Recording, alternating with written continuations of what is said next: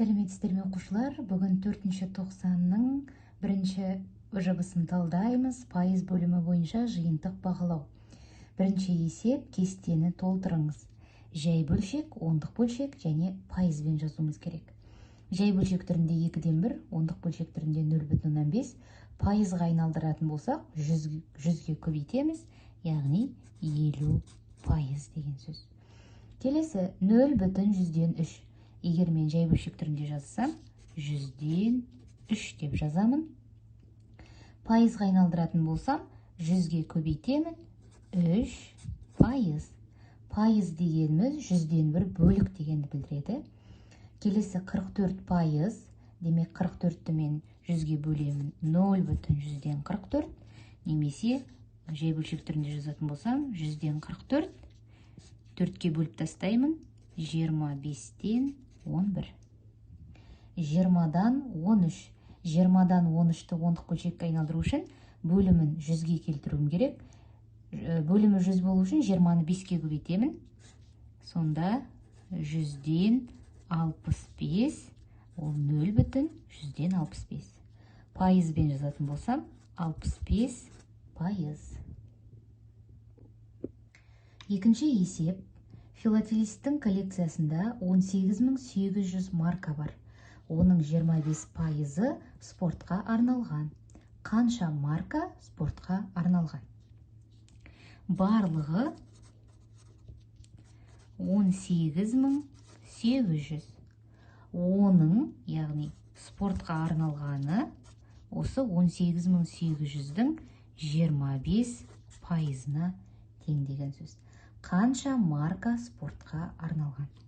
Ол үшін 25%-ды ондық бөлшек түрінде жазамын.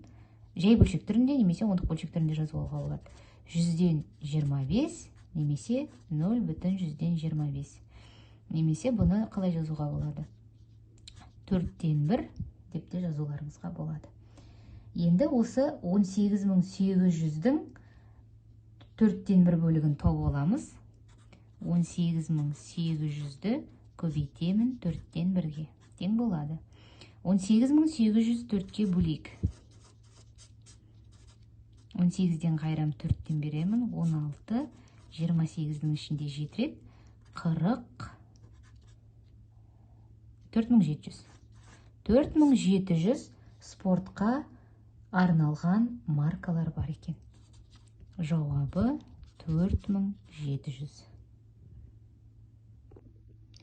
Үшінші есеп. Асханада 299 қыз бала тамақтанады. Бұл барлық оқушылардың 65%-ын құрайды. Мектепте неше қыз бала оқиды? Қыз бала 299. Барлық оқушылар бізде белгісіз. Яғни 299 осы барлығының 65%-ын құрайды. Мектепте неше қыз бала оқиды? 65%-ды жай бөлшек түрінде жазамын. 100-ден 65, 5-ке қысқартсам 20-дан 13. 299, яғни 299 65%-ды құрап тұр. 299-ды бөлемін 20-дан 13-ке. Бөлігі бойынша санды табайын деп жатырмын. 299-ды көбейтемін 13-ден 20-ға. Тең болады. 299-ды бөлеміз 13-ке. 29-дан қайрам 2-ден беремін 26, 39, 3-ден беремін 23. 1, мұнда 23. 23-ті көбейтемін 20-ға 460. Демек, мектепте барлығы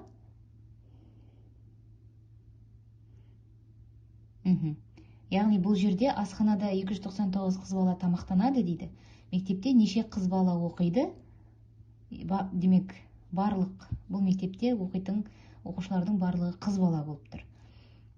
Сондықтан жауабы 460 қыз бала оқиды екен. Төртінші есеп. Мектепте 880 оқушы оқиды. Оқушылардың 75%-ы туристік саяхатқа барды.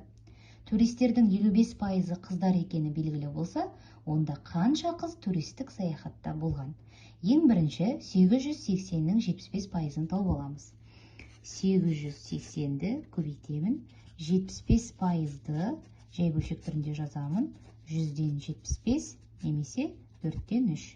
880-ді 4-тен 3-ке көбейтемін. 4-ті 4-ке бөлемін 1, 880-ді 4-ке бөлемін 220.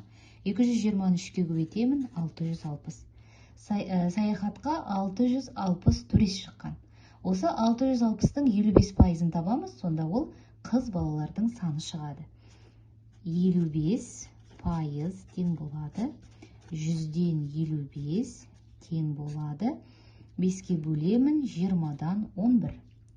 660-ты көбейтемін 20-дан 11-ге тең болады.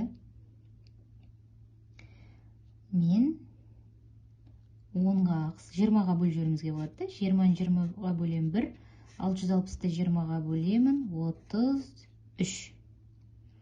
33-ті 11-ге көбейтеміз. 363. Қанша қыз туристік саяхатта болған? Демек жауабы 363 қыз.